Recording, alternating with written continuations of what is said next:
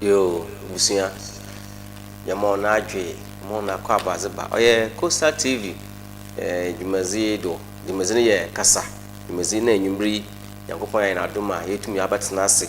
Na Yachun Comozafan Sama, Okodo, or Ghana for the baby. Na Neda, a share Comoji to be a say, na Yemwe, into Ede, motivate the Moncommon, them Oya, Oya and Copubre, when you did a topic never discussing in there.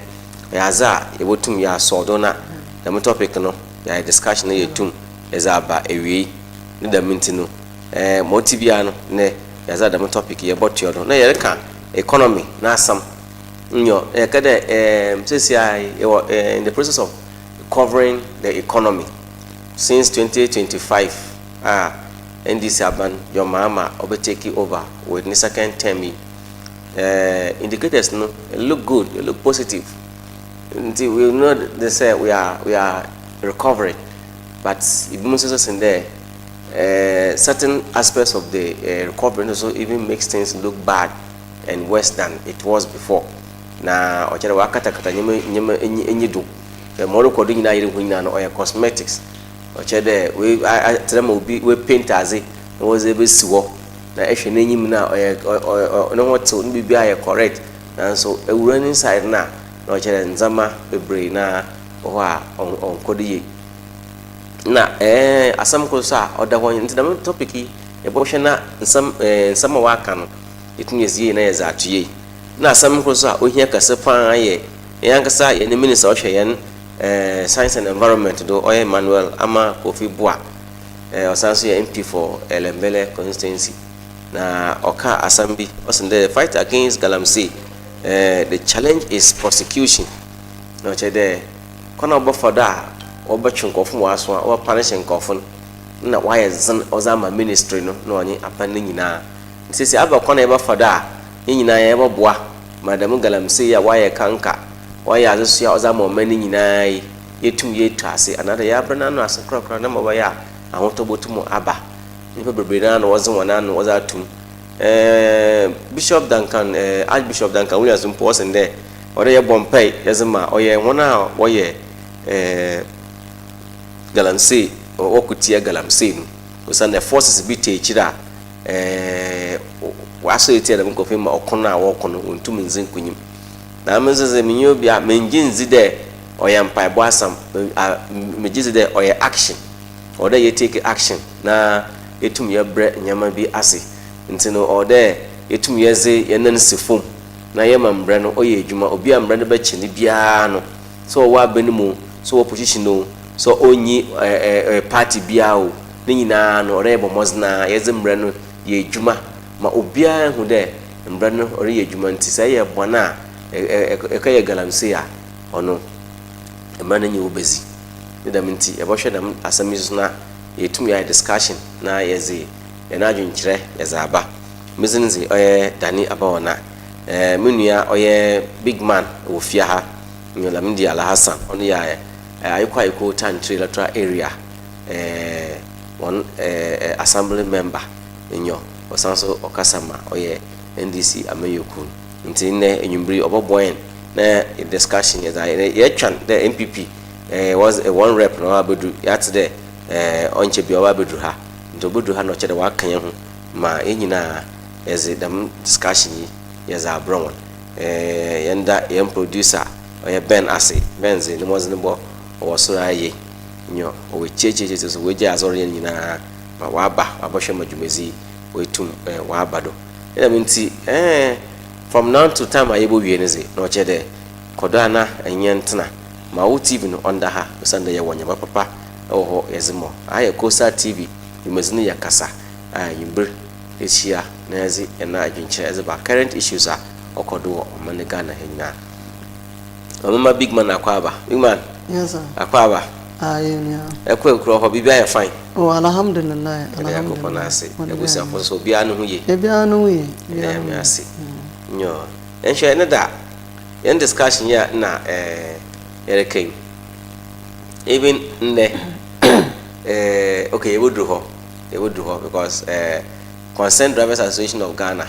also was a nkrata zaba was akama mampanyin there was in there a breaking news in Tianfan Tuga odu hono bia ebotum ya ka 102 bia was akama mampanyin there oye DVLA was charges was often delinquency charges intino oyaza worobon ko alaye o ka say impo na so shop a ono na se wo di road ready no yen ada ayi DVLA for yen ho adwuma wa na so shop mpo a ono work and days ni na ndi sankoro ni ope ekwa dem days na wa miss ni na no obo calculate na was ammo ma etua nti was no man panyin on hwe na damaz no o ma wo yin fi was under orobon won ka ye na was also was a complaint call about apostle was supposed to jina kwan ho orokon wan nye de was supposed to one check one no na wodru hwala no chire scan no order some one ansana etwom na fisika na mo na they will go straight to one we them reprim no the issue ya bafana ya discuss. The unfortunate thing is that the from sir they will not represent, but we have to force them to come and speak to this particular issue. Once it wasn't there, oyeno kwad there bibi damukodo one so sir were involved in there the mazi na oropa one, and I believe there the reprim no e wotum ya kadamasam no ya kahwasam na is one aba na one so wotum abachire one again. In economic issue, I also think that if you look at the science now, it looks positive, but not as we are portraying. I believe that government still has a lot of work to do as far as the economy is concerned, because the recovery or a process in terms of some of the indicators or because CD especially a CD no or stable into munkara and quarter CD na so 11 CDs are now 11.5 or Chinabokona will do 12 as a Chabokona will do 13, but for some time now on the CD no wagina or stable, relatively stable. Remember the current rate no 11 point is it 11.3 or 11.6 11.6 no is your 11.6 na other indicators inflation. The last one, I think June, now it was 5.3%. These are all positive indicators. But you also look at the other side now, fine, there are certain things in the market, prices no wako but if so or no so wako so. Cosmetic or not cosmetic, how recovery or not recovery, how do we marry the two? Yeah, man, Chian Ashafon. Now, Costa TV, so ya bompe de Yankopan Costa fi Adum ko Adum na Costa on fana tampa on fra. Na mincha me letra area fuina. My brother, ye na him there Ghana economy. Then na now nsasabum. Because ordering baby now more time there because of Russia and Ukraine war kunti na ya cheche mana onye se bia abaka no kwa mani ma nzama yeton 2 years ago no bon na now no da bo phone papa ana chede as no ye cosmetics or a reality because as I yeton 150 ndo 70 cedis and 80 cedis a unless there empede is no cause mo now it is true that nyama be na wakofum and also I must also accept the fact that nyama bi wo ho so the price no wakoso I don't agree to that then zama bi no wakoso so compare the last 2 years to now we born there definitely wabofum maybe margin no usa. Because this is the only president Awaba Benuma. Drivers only complaints I was baying. We indicate the insurance or cost. Wasn't there some of the variables? No price now double. It business price no why triple. Business 50% increment. It be some of them 30% increment. We also on that same score. Or there you there. transport fares at a point above form. Those say I will try the for the BIA will increase no. But still, it is not on your appropriate that will increase or your transport fares.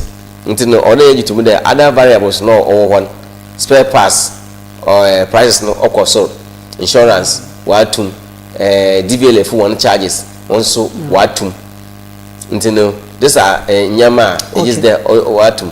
Now moreover no so every task there first commonly more common pa price no kwaya could do 350 Ghana cedis.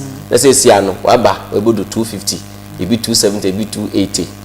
But you also understand that one work is ban on is ban ton no on work is ban no price no move from 350 waba 250 at the at a reduced rate.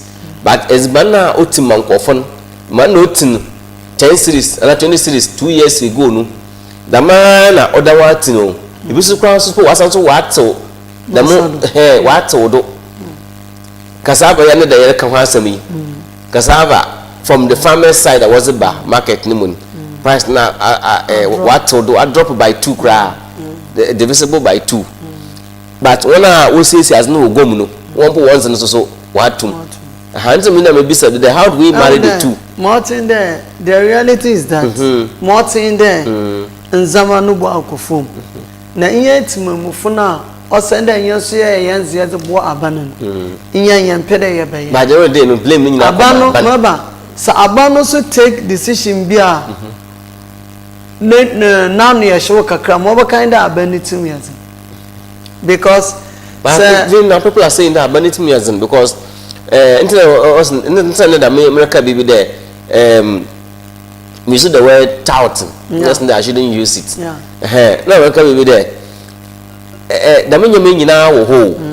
The men you mean now ho. How they impact what appreciate. And what is government also doing to ensure that when we capitalize on the weakness of the system, you know, what's the boom coffin?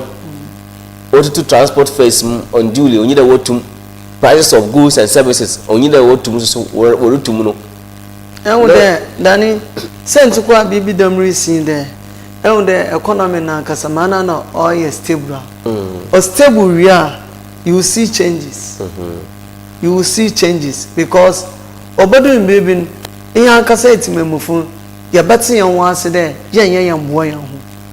And then on your baby and a Soviet affair, churches are ban as a baby Ginawodo and son I had the writing at a son. Into the American. In command the Yezi Nama Ndasuezia or Cheda in your native Mufuna Yempeda Yabua system no Yempeda Yabua itime Mufuma economy now. Okay, I was saying free market economy. Now I'm offering we feel the entodon. Sent to Kwana Equa elsewhere now tomatoes Nazina will wait to Equa Nazina will wait. But yen wait wa yen susu ekwa wa hyehyɛ ebien ebasa na water but what the time I think they need na babebutwu because intina they be America there so abanu ye na afam ze ozabua osanda am na wo se ye na afam ze ye zebua yen itimemufu intimejamizi there on cherbia yebuduwa na ehwe drivers nkoma waza ya okoma papa because inala ane obi bialo use car ne biala dama new charges one way out of perfect once a use car ne enti mejamusu mizi there yana bani or the Western government would say metimemu fuzubaban enti mejamizi there obotu wana man because mandato because last na makacha me ankube maka ne roadway wewu asma mbaya na so wukura waba charge penalty into cheda asma one can no kwa but the most sad aspect of it in there that must kaya waji na yehu jumezi bia was yehu ma kwa bana ninsam mpo na yehu ma aban eze eti na mesi de bia maka de osane ye put down structures in place na zaman likos bia yesisu ni na na yetu yeboa ma na ma ni esika no tu mo aboa nche yaji damaske na eza aboa ma na nche ahobia na nyu damaske yaji ebo nde ne greater part ne kasana okwa ba kofu no kotoku intina ban osande ozinene and then I know there yabachanara akọ na yam president so ozaye dwuma me efi de omboa driver phone no one we use scanning na wa bofom na ebia no water because ya boss me ma no ya chechire ma no ya de bibia na ye tutu say increase of ye botutu nzema munti na osanda ya abana say nche osanda ya abano because ye ya aban ama bibi damreba aban wetu we soyanfe na wa boy na yetu ya abobra ehwe abochimema de bia wo pede wo ye be ye dem ye ntimemufu won ato hon but ebe ye bibrimem ha ibinum ntida ye be dem ma ye na amafo won akire won amade bia wa abana ya muska no wa transban but me jemizi there da ma president and that's this current NDC abani onye dem no ye nti ye baka che Ghana for the Suresh assured that mo be bia ye bobo me bia la no otan kakra na emanu akona yi nti along the same side no abazna abanreye to ensure that dam ngofia mizin kamka de wa capitalize on the system now when increase prices because I believe that it is not enough to say that prices have gone down though on a general but people are not feeling it no no because no on what benefits with the reduction now or the or affect ne yonko ni nuan na the benefit because was so increasing ma wa affect ni nuan in a negative light into bia pe kwani bia oba foda obesisi ni yanko abazina because I don't know the day no you hear people blaming the government for it because a bibi obesi bia no o papa yam fam baba na abado me baso ye boneza na eza akosha aban yo obi kwa na yere isban man na se ozina isban nya da kwampo na obo man penyinizin the mintinu what is government doing to ensure that some of these things are curtailed? I believe that I agree that we are in a free market economy, but I always believe that government can still do something to control some of these elements now or marketing now if we take advantage let me use the word dupe or dupe in Kofon.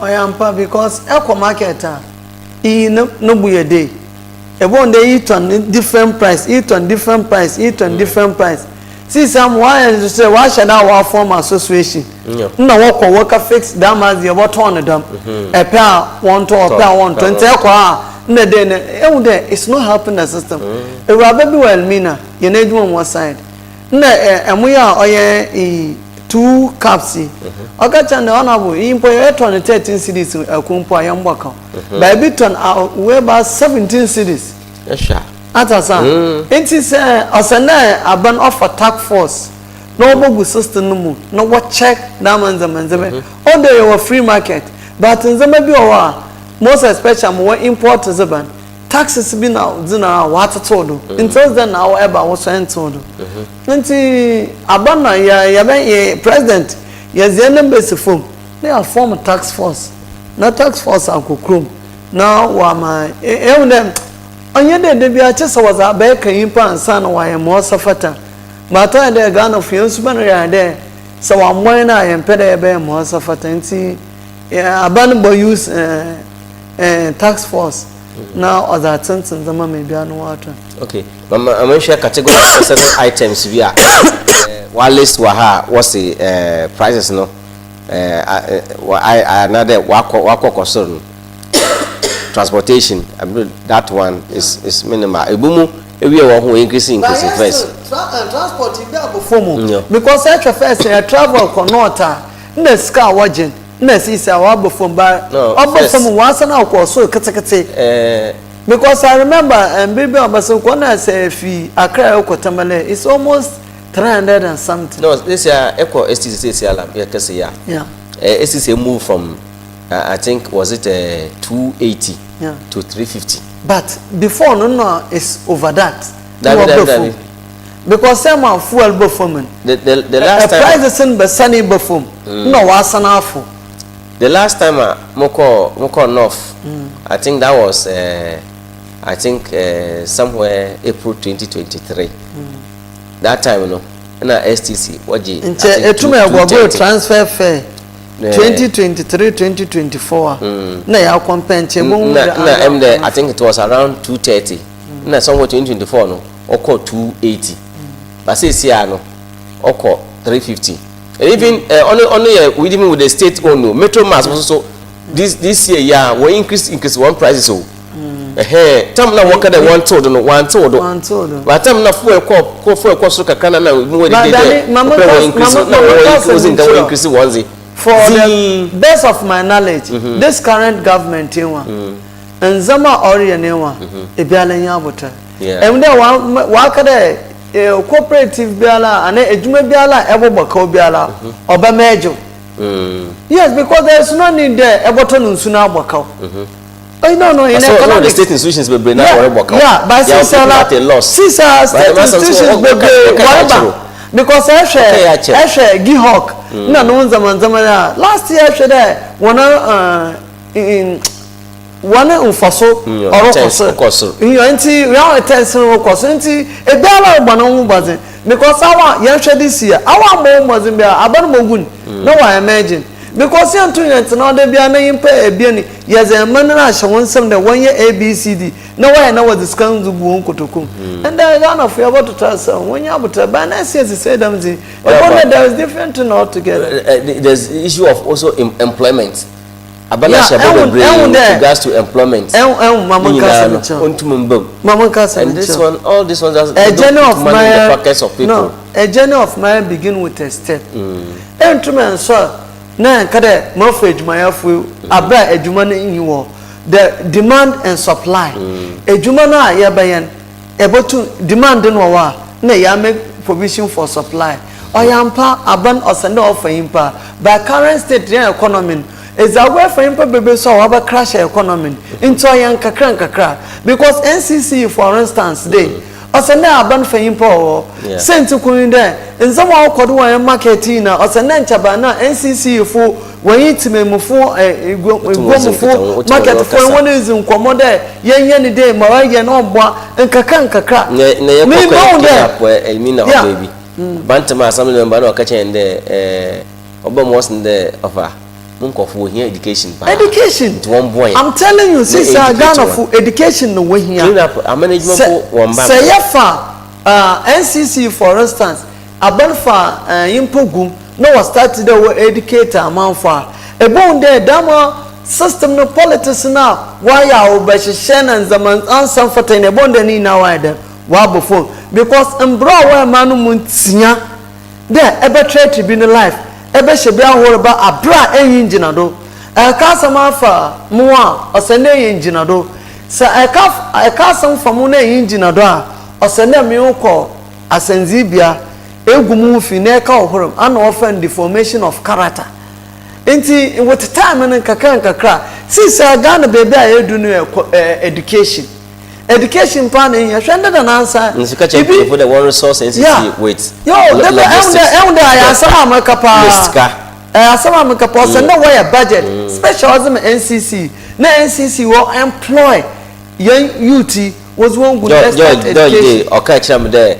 opeda onye NCC fu ye adwuma pa nti na meka chende me say officer or capos no onyi ka ntomo mos na hwe so botu e push e na la osene ya no so wetu we use one ye in local government system na la you using ye say am a local government system why effective assemblies or workers be 2 3 assembly so departments will be no assembly DCO kitakalo ko say you one baba what did you cast be abodo no if you are or the private car but assembly the car DC the car GV remember man makacho me say GV remember DC be an car le yakor oye official vehicle. Yeah, official vehicle. On is a union. Official vehicle.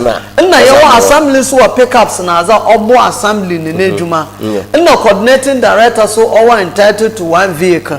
Ozi na ejuma. Iya na say what is the point your coordinating director na can is because assembly ni ka. Na man ka dey local government system no. Them article 240 or chapter 14. Say yeah or send your chosen my Minister of Information.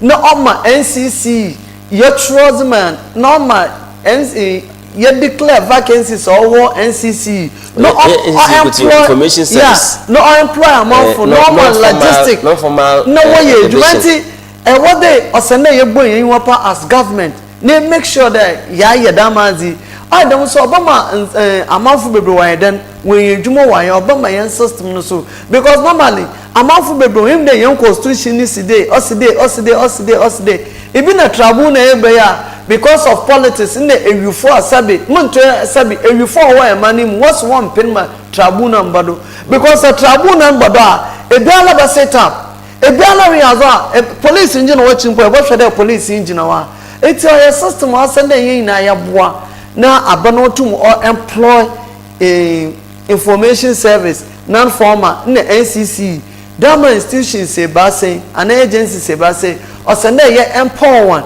na more resource no to way ejuma and last week he makes cement or asphalt road do wakakai also send waka chenda as all you know wrong look at this you edun when there e abadun no de nitim akokwa adun no de nitim na kusa adun no de nitim Carlo kon wa mix cement da eso send waka chawda as a area no ye nti ye baba ba education na ehun there as a area no ye na ehunyansa because it's not easy. Common sense is not common for common people.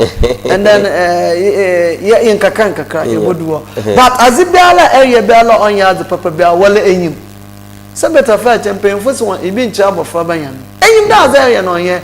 But pede big man Kasa, Dani Kasa, no one would there ye enyim for one.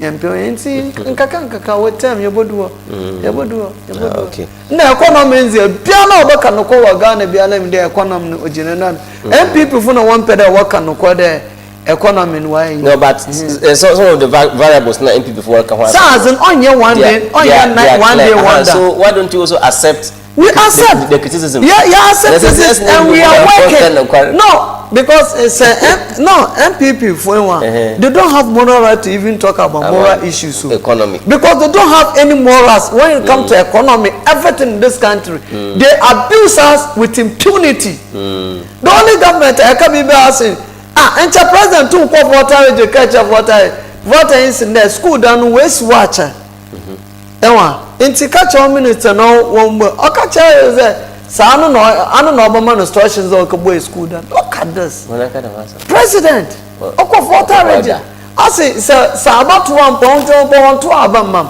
and tells them pona when you some baba look at this impunity with disrespect. I never heard that one. You don't ever heard that president go catch water for there so about 1.2 abamam and say when you don't show baba no the president himself said that the president said I say and I catch no boy school I to one boy school this is what he said I say no to one boy school okay disrespect with impunity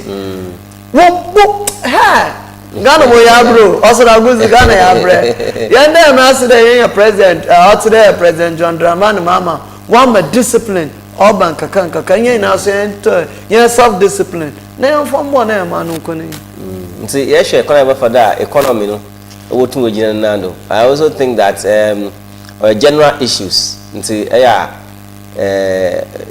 ya kahana na no then the maka the economy or science that deals with human behavior which you cannot predict into aban be mo sando oye biala but inye nyonsu na yamba se better fa cha do no show mitirim aban no call shots no nti customer ogina aban it's aban enti na aban ya daman anati na mo cha there aban send the phone oka che won there awa eton mu bia no eton yin there eton tell na kai 1 cup eton 13 cedis kwap yam bokao nso bi ton 17 bi ton 18 cedis then na order obandam free market economy doesn't mean there obi an sha no na free market economy no so he has his variables thousand enyo ntino responsibilities are carrying along untum ka for car na wa bakrum wa boto azeko ntum be bia wona na oboto ndi ntum ka da ntino e be increase the price no ezakọ echichi anyimpa no wa bre ansana we tum wato. So these are issues that the government must come in and address. Me the masam yo musa na maka wasam wa chero. I believe that free market economy no or on is or in on today you be changing, you know. That is what we are operating. But government can still control the system. Yeah. And I always think that sometimes no, the same politicians benefit from the system. Internet. Some. Okay, some. Let's use the word some. Benefit from the system. Internet. One tomb. One system. A system you control. Because you control now, what you are affecting. Because majority of them are into business. They import. And this no. When you there, world cut importer. Yango ba chiriye. Ntie ma ofa nkwankete mbana nkokona mbodos wagana hana yintum kala yintum import chicken. But Danny, I need now want to government policies and programs. Yeah. Because Abani and Adrian there, Damas in America. I don't think they're nothing with the government call the shots. The government can control the system. It's in a much there. Even the free market now, there are certain aspects of government no control. As I said. And see, but as a mean pen there, Yama. Aban will take decision bine akada abani team as a politics abeship. That is the problem many. Yes, because it's as aban kade okay from does ko damas we import or 1 cedi tax your 2 cedi make tax every since I want on 70 cedi so from amount for I will be allowed to them no wabebe season ones am bon sama yabaka once again we now why autocratic leader akabi aban you see this is our attitude. You will saw the same people you are cutting now a sorry you are come access there in vain. You are going to win no more. Nina no na kasnala ojina abandon because as a government has its own policies and programs ozeba, but those policies and programs must affect the people negatively. So in a situation whereby government or try via the more affecting positively, I want to aba na nipa bi so worry otherwise no or there ban osanfom na ni nyina no look as we come back to education before policy baba before program be baba na abere ways in wise sensitization pure education mama for water say and they say change be no or abere pere was ba okay say adamazi or there ye turn 1 cedi then na order ban otumo kada order turn 1 cedi order aban ochechirem o take time o year education na tell e be abanzi new tax number tax is ye new tax or ban we revenue nti onye na obi akutia tax but prekope e so na as a tax ba people will revolt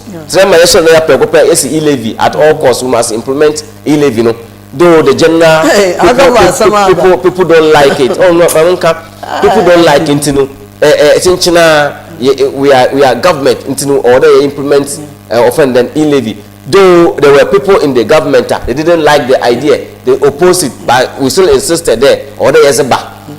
And at the end of the day, people have to oppose it. And so why didn't we even, though if you there or a good thing, it be a good thing now, why don't we educate the people? You don't even, was that implementation, and sana.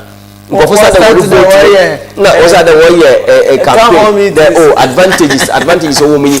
So it should have taken about 3 months, 4 months, education no more obia tax there why we need levy you raise revenue as a support BB projects is a support them as a support them people will possibly understand but if you want to force it on the people then you expect that there will be revolt into no order aban all the programs no other bar politics in order aban bar because about affecting confo Danny asama ekoya me na win your responsibility today yaba ma aban na so today education na Ghana for sisi ye hia papa because nzamba bebre recorda say education na ba bi ka kire mempanyifu bi de ojinde you see the word muka say kwazia for ye mo musika na mo for educator mo for no mo ni nti na mo so nti aye this is a statement I am saying this thing I am very passionate obi bia abakadama asem biala whether he or she say be to fight na dun wo for do you know the reason why she say yeah na dun there politics ye baby o say na ekan iska into azo say na ye ze bo amanfo no ye peda amanfo wo chi ayiko not na abra opera ma interbetin hospital ze beswe na da matam wo use calbo for Nevada Carl Kitikitio, Rollins instruct one day. I will be a beba constituency. Ever use a car no. I brought your official working, dear. In Torban, Waba Park a can when my mini why you quite cool. Not Chairman Labor Force or the pick up be no any around. This service. Politics or your service, but the politics is Kasa. That is the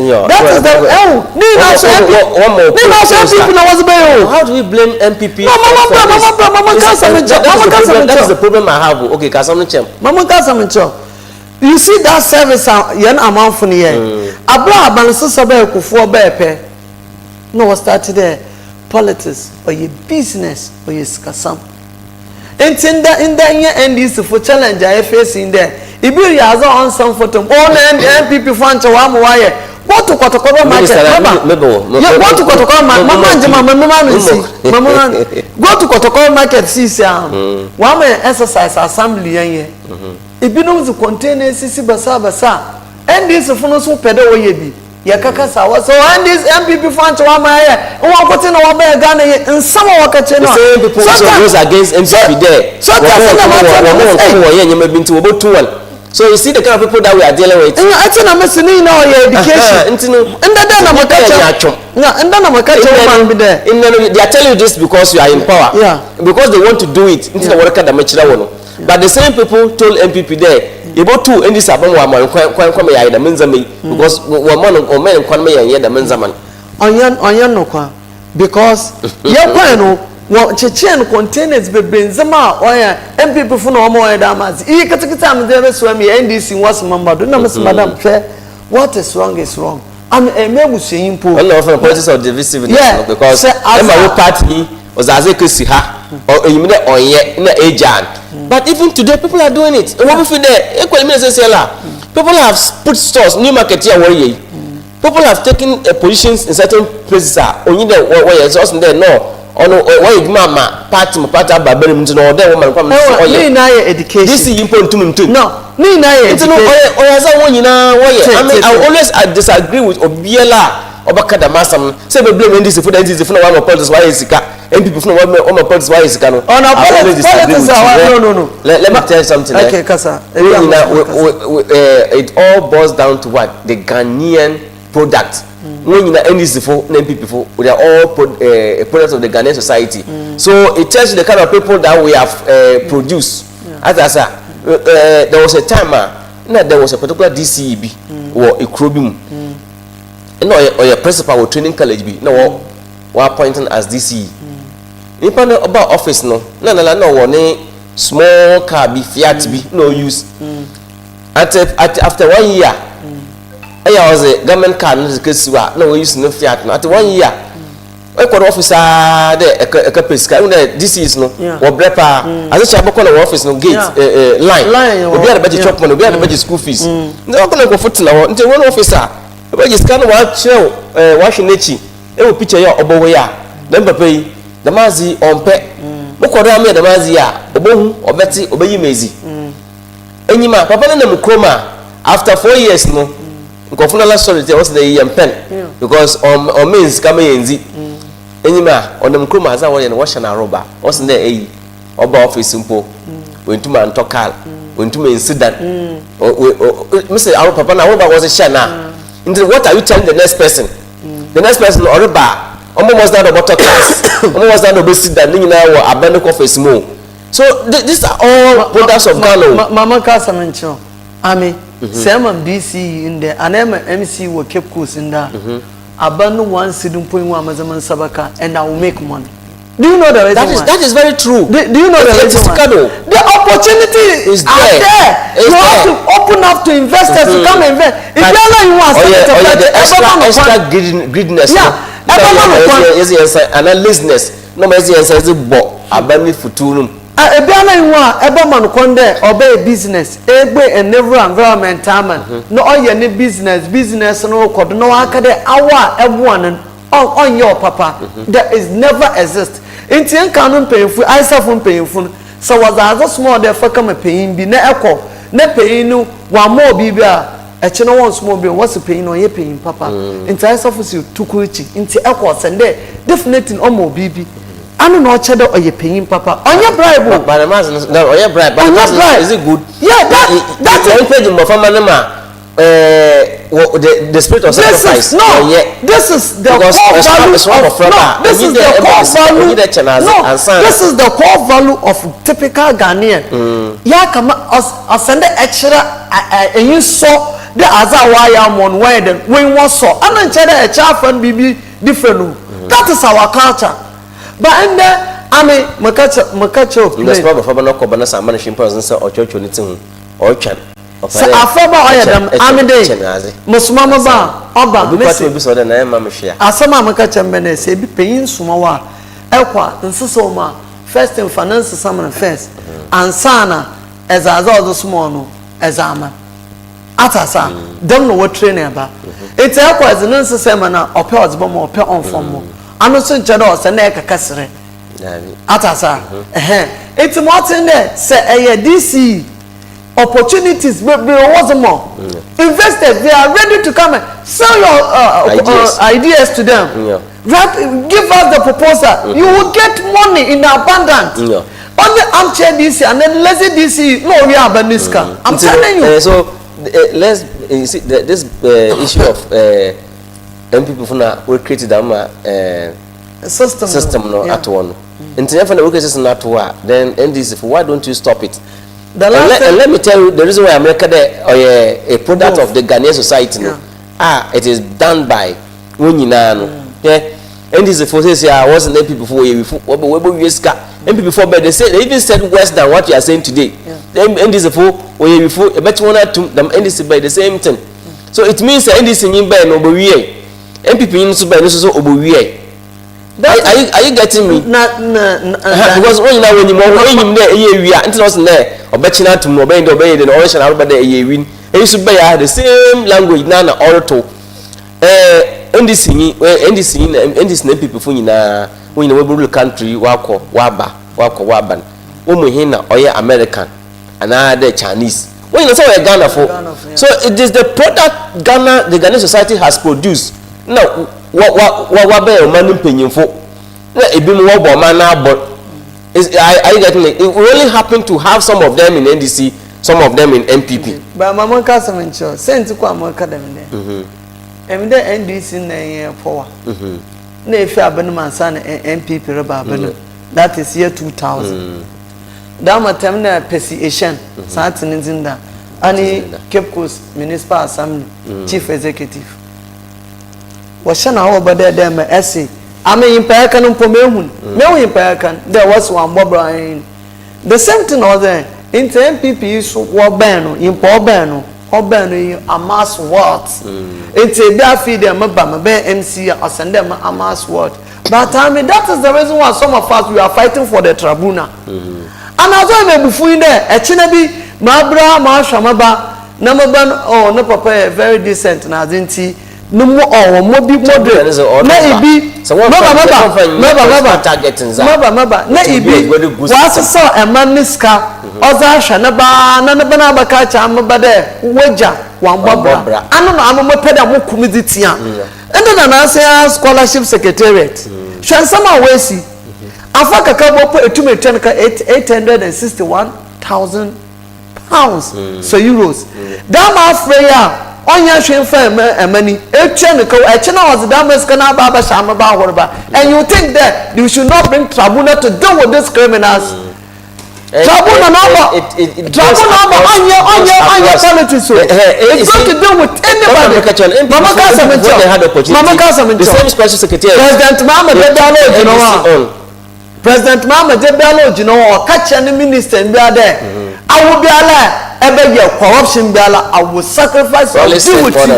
Mama Kasa, Mama Kasa, Rollins, no coffee in Allah. Rollins, no coffee in Allah.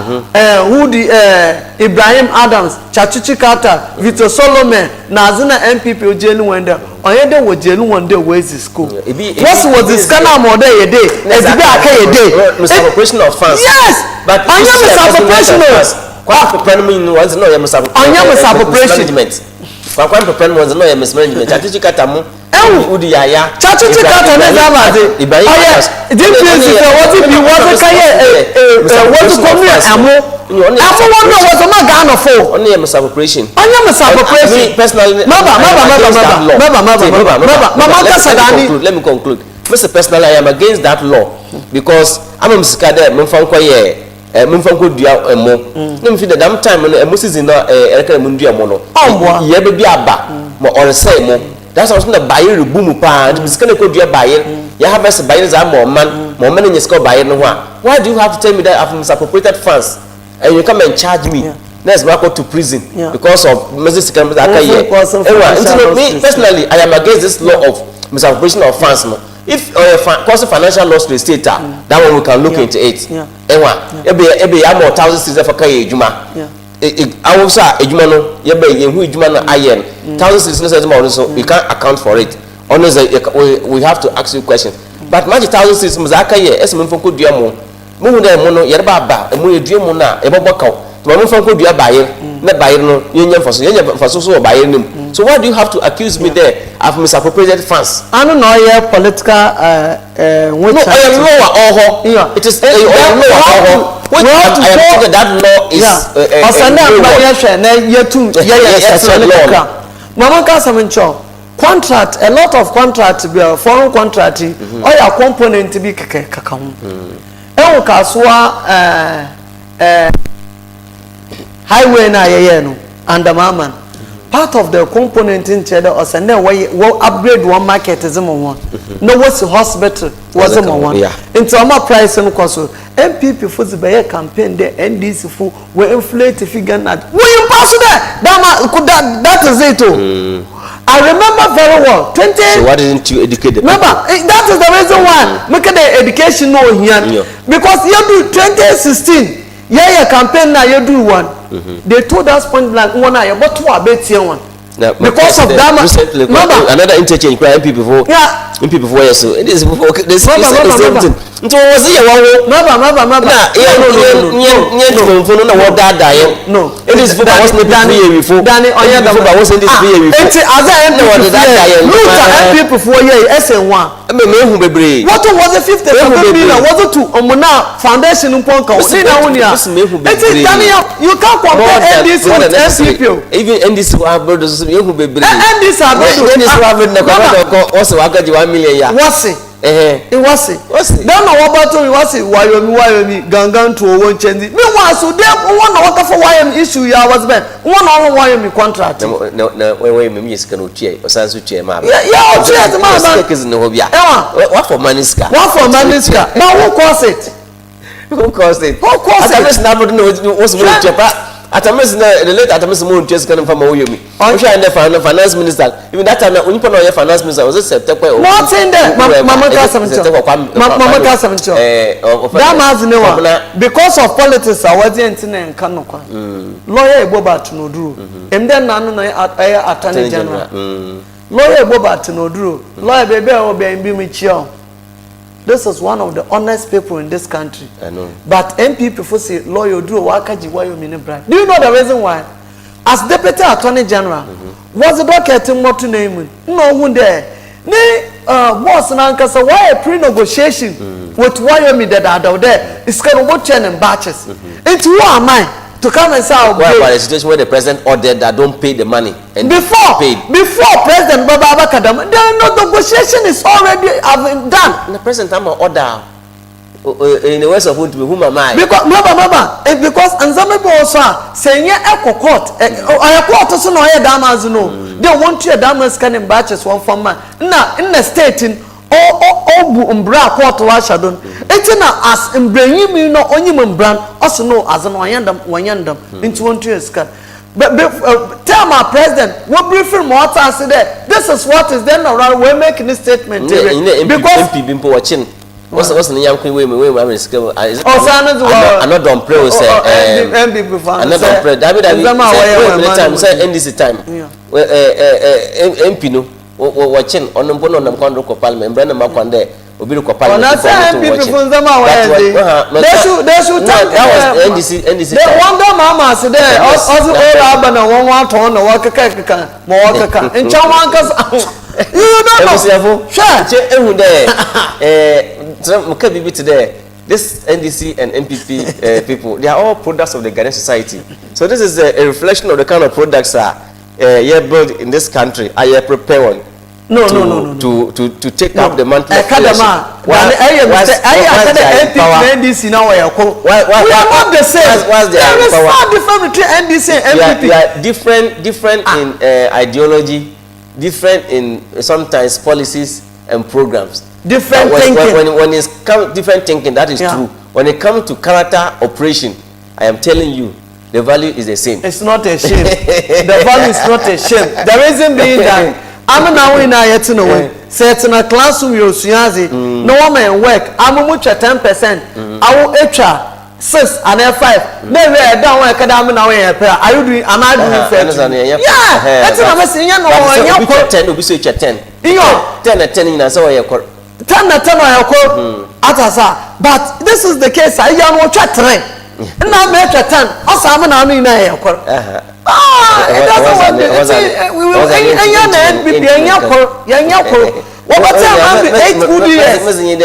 you are all products of the Ghanaian society. I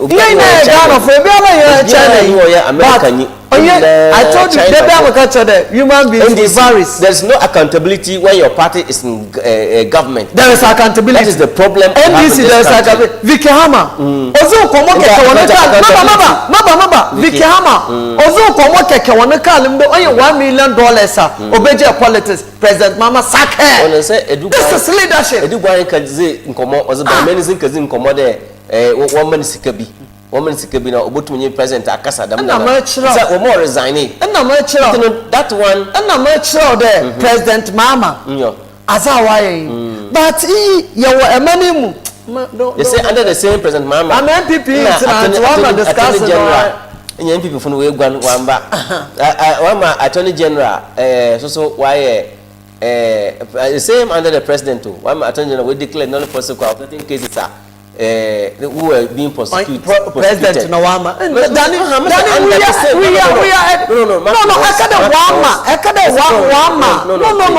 The Attorney General has his view. Under the same president, man, can the President Wama instruction no? Okay. Under the same president. Under the same president, Mama. Na Attorney General we declare non prosecuted over cases bia or prosecute. Atasa. Hanti yakaha. My problem is yakaha. Papa no yakam. Negatives engine too. Why not? 100%. But in some way, Attorney General. Do you know the reason why? Saglime housing project. No. Saglime housing project never alcohol.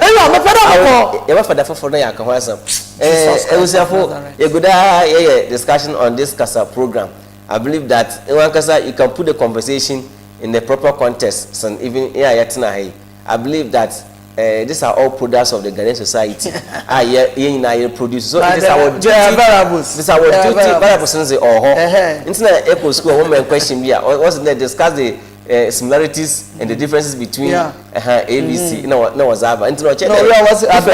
Disadvantages. Differences were similarities were advantages were disadvantages.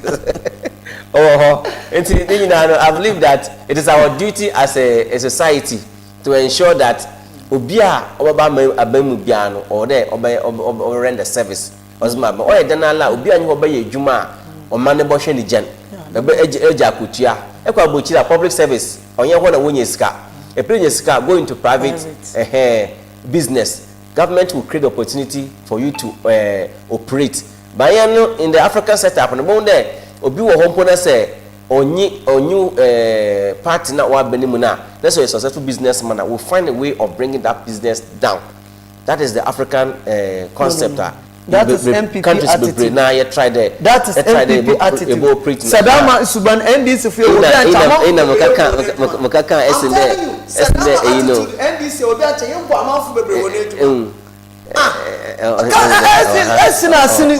the MPP for they will make sure they bring you down. La mama Kasa mencho. One water flat no wina. NDC for MPP for so they will be one day with NDC for because victimization. How they would deal with them. But I have friends, NDC friends who live there. You don't know. MPP time. I swear, if you are equal flat in the Osoro Bakano NDC, I'm telling you, you don't know. Party executives they are well known. Wana, but important is not that cannot be mentioned on air. MPP for name what the wapo or kaka cancer phone was a fabano. What's up? What the water flat in Yankasa? We don't have time for that. We are building a country, not a party of. Then I attend one day as some Papa Baba. MPP I can attend one as some Papa Baba. We spend them in this benemy. The woman will be case one.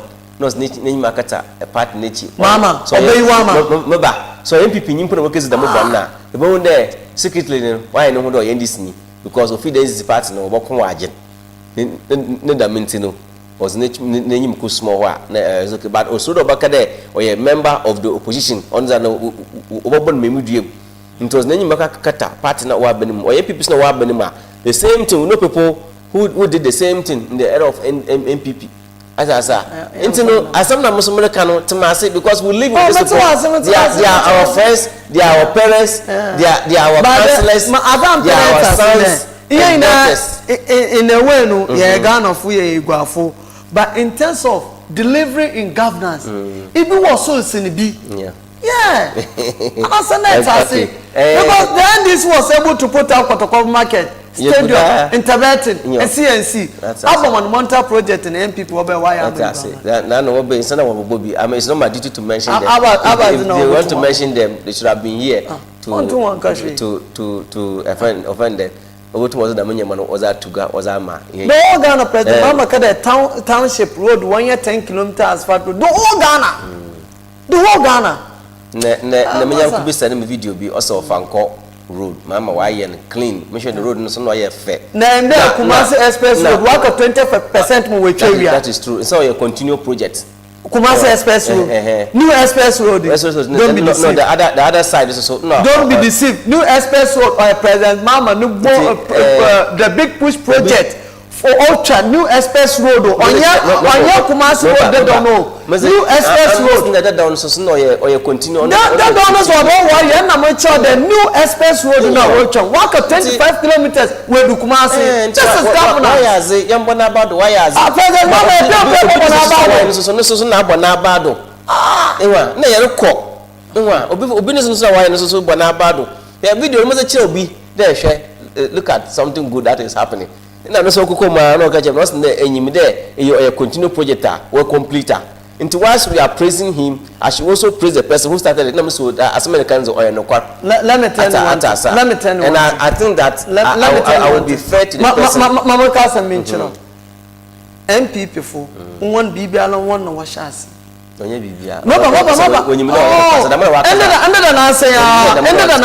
Kumasi Express Road, yeah, Mama, oh yeah, why no Chomansu or Parliament? There won't tell one year. One pay him, you got to know also one no washas. Okay, I'm never come awesome. It was a good Kasa program or your current affairs program discussion. You discuss the issues on the economy. Economy is broad. It's a discussion on the economy. In there because the economy covers almost all the four corners of everything in this country. Inti yabaka practical economy, yabaka agric economy. Agric economy. In general. And I believe that you can put the discussion in the right perspective. That was a non-native was at all. That was by any BUAH. A pede say Yanzi on fire. Say party A and a party B no but more or commercial or main. Into Biala or Babaye Magana for Yanwa Tayeno on your budget. Until our one Mugu Ijadun and then. owner ya kan wasam nta azan ne papa oda ye bo abado ani yesu a na ye offended ya criticize constructively ye da ye condemn constructive criticism onna ye pen onna no mpuntu oba omanimu ne da minti NDC fo MPP fo titru so we criticize well let the criticisms be constructive because we are not ignorant people we say criticize this or constructive we know there are some that can utter some to them and a press conference concerning gold bond issues. I think that a lot of issues they brought about the gold bond no it was constructive.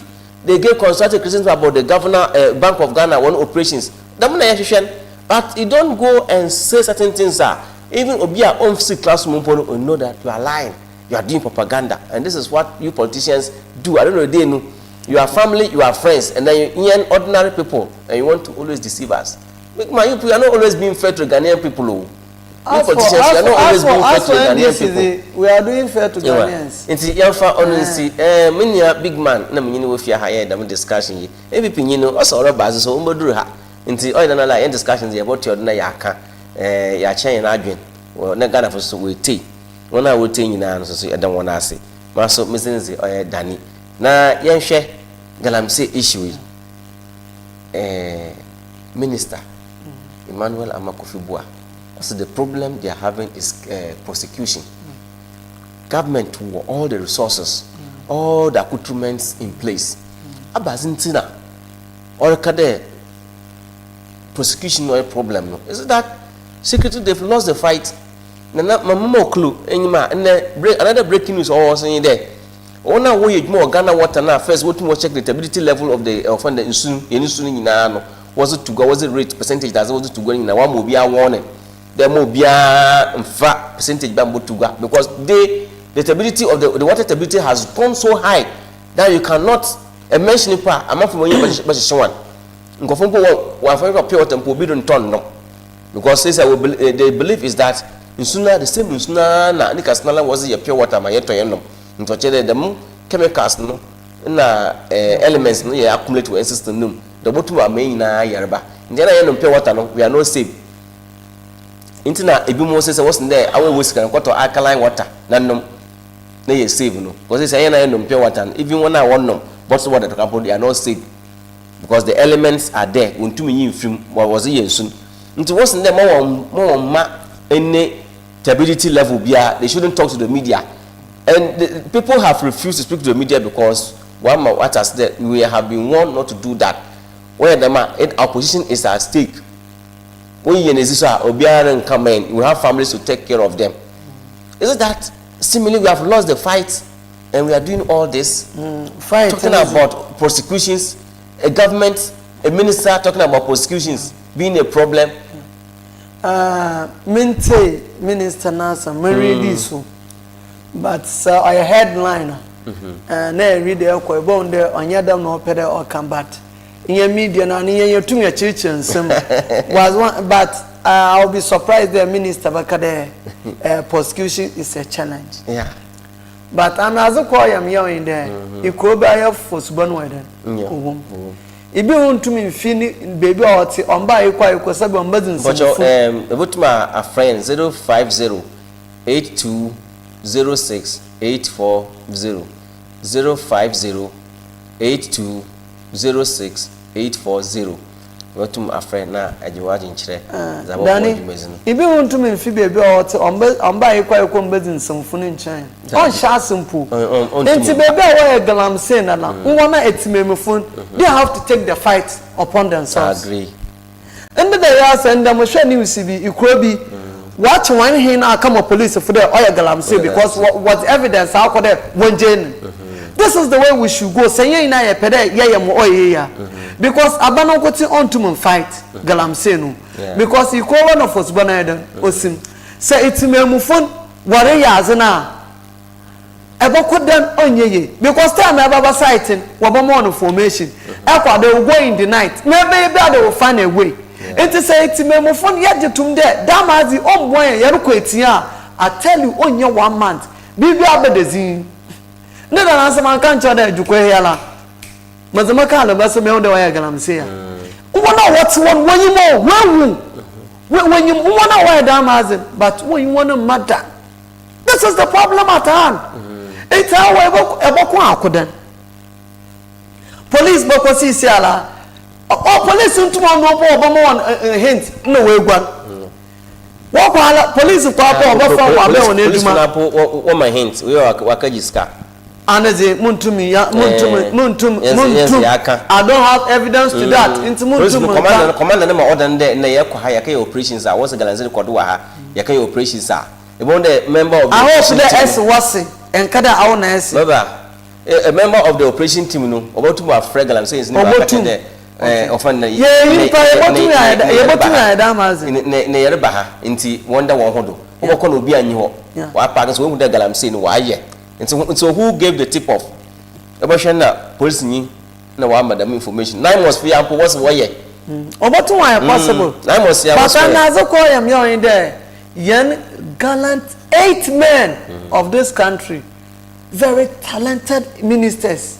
Where will because of Galamsey. And and we can't fight Galamsey. She will only be satisfied. No. If Ghana is able to conquer Galamsey. Yeah. And I hope that or should Nukunu in the course of duty. Yeah. Galamsey. No.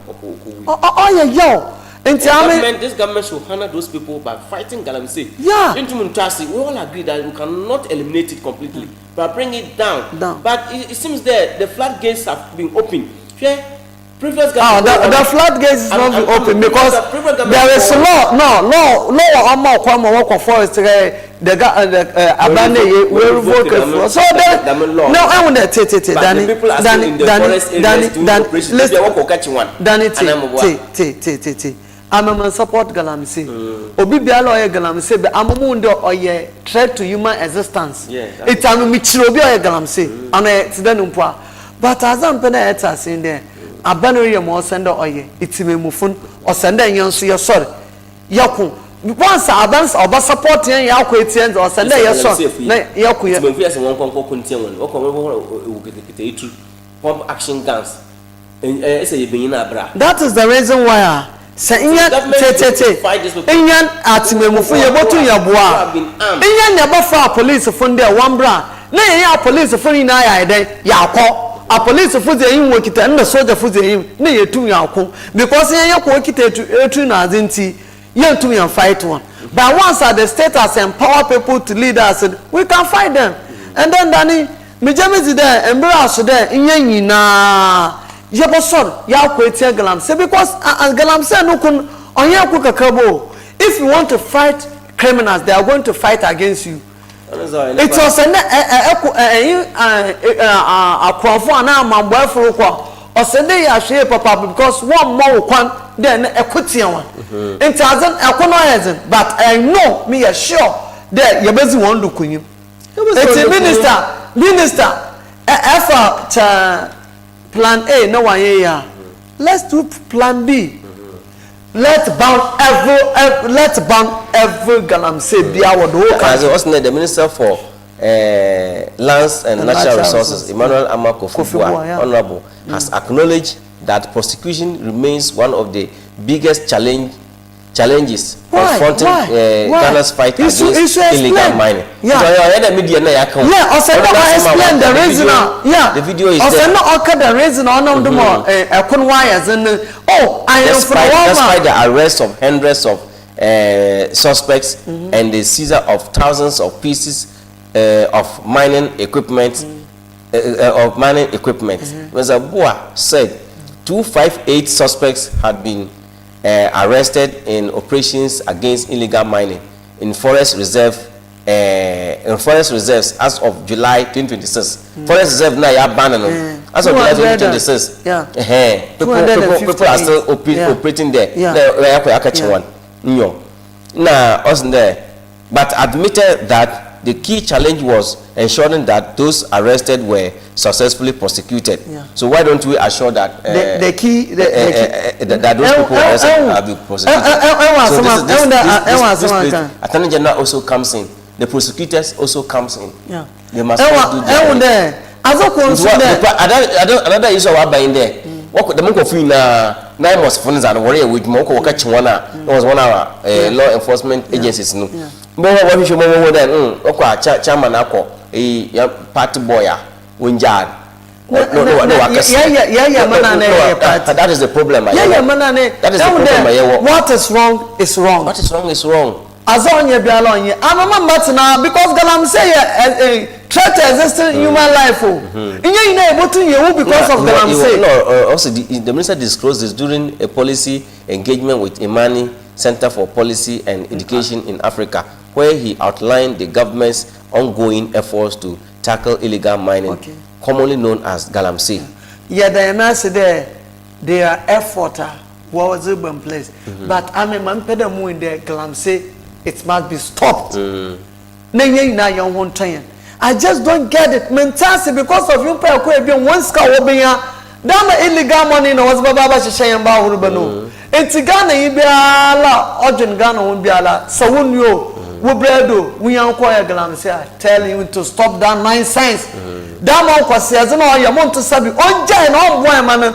Yes, so some of them 200 excavators have been 200 excavators have been seized and another 34 immobilized, while 1,469 pumping machines and 950 champagne machines had been seized. A further 1,259 pumping machines and 774 champagnes had been immobilized. The authorities had also seized 48 tricycles, 285 motorbikes, 82 gold detectors, and immobilized 801 structures in the forest reserve operations. No. We're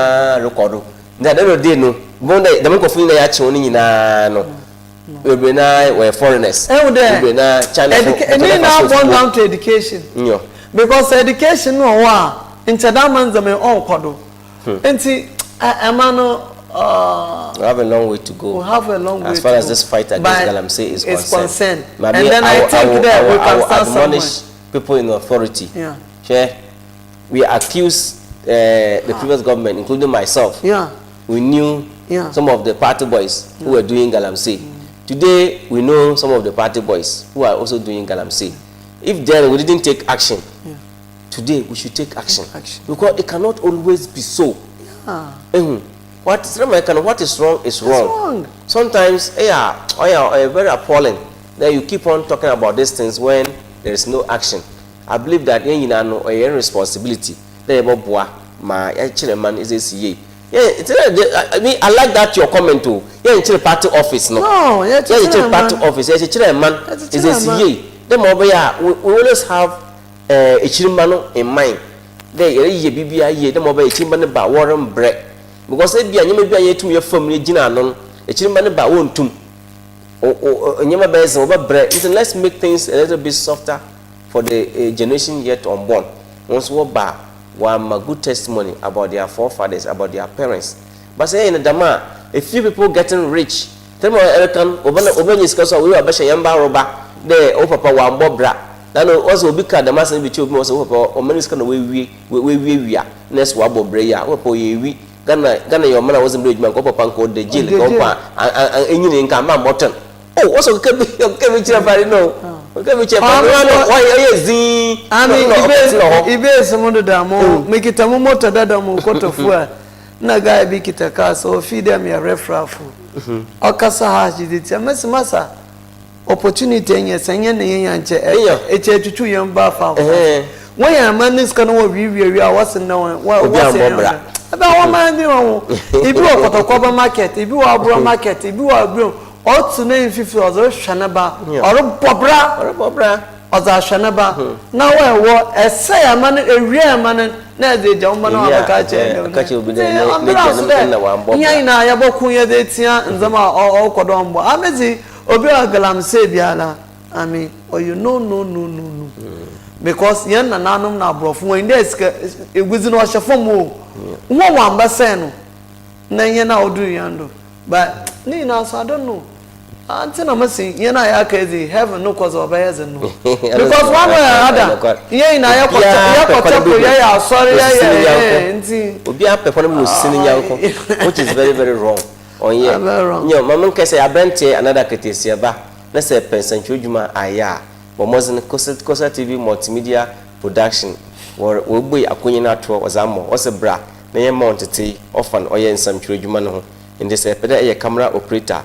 A video editing, a better na a interview more discussion to them a newscaster. Journalism or very, very broad.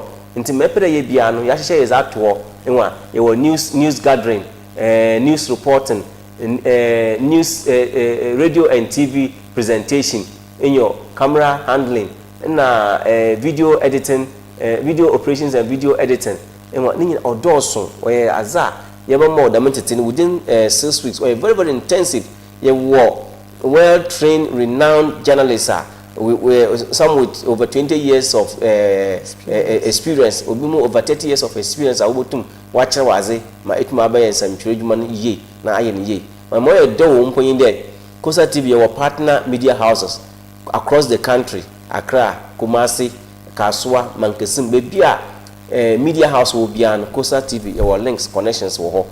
Until ever as a better new year, baby, a pereka will intention piano, one Kasa Bozin, Nabo Krun, Yazobako, so a radio station, so a TV station, so or a newspaper, Yazobako Naka will internship.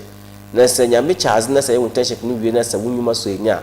The media house no about 4 Juma, one more appointment letter. Now by a Juman, Amon, no way chair will call. Won't put an oil then, not within a short time. Some of you have potentials, strong, good talents. I was you can even do more than what we are doing here. This was it in a fear. If you are out of fear, you a sample. Now there is no crazy as a bayer. I bet you will succeed. Intebra, now you're mounted. Now I bet you Intebra, because I TV fear her. I Morocco, Pedu, Morocco, Nebeji form. Na etum, BUAH, 8 September. Najumizino, that's a shadow. So book to our 0246 731 371 0246 731 371. Number no was screened do.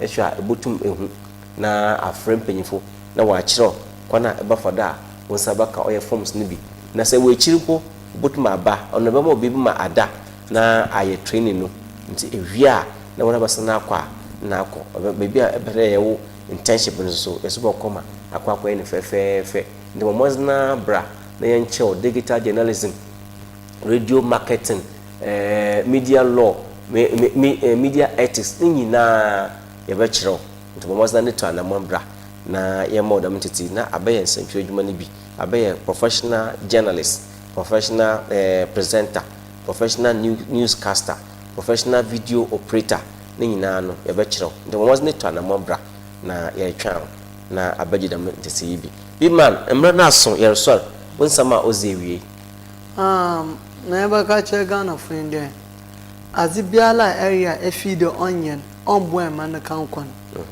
what to tas overs lazy yebeje na yadwen amanu hu abra Solomon yankopon bi se na ope abazi oso penyansa yeah. Seek ye the kingdom of God, and the rest shall be added unto you. And it's about to task.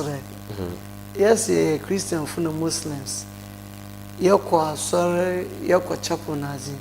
One man yama Christ came. One man yama commission one man son of now and was son of more ken.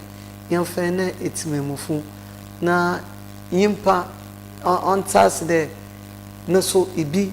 Wojen Azama. It's about to task.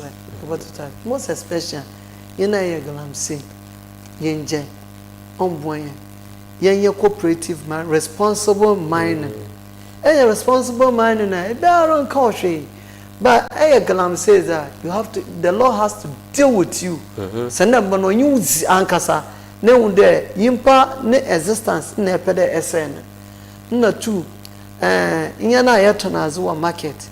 Yena yeton koko da kono wache emo nzama no babofo Musa yete ezibano yenyan bibi kakra ya format memofo na yankopon ohun ye no mobon hye ne nda na maka che bi de some of us in school but because of kitikita yankopon ekwan pado ye wan amafu fi de you scammer nti e wo kitikita mpo na yameni nhira na enyim yewuma oyesen e won pempem a enyim bia na ehire bia na enyim maka dam zimanisi do bibias yes yeah that's big man yeah that's ono some member for AYIKOO TANTRI electoral area sanso kasama NDC AYIKOO no mesense Dani ABAWANA MPP nyino wamba nti nyame ya adoma Thursday e sanso ya ba na ya ba discussion na ya hwe kona nyina boboa na ya boma oman Ghana etumeze siye